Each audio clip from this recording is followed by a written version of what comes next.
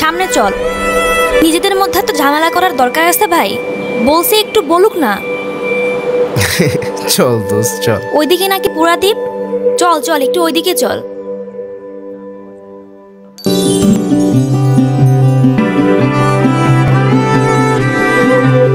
আরে তুমি এইখানে? কোথায় যাচ্ছিলেন?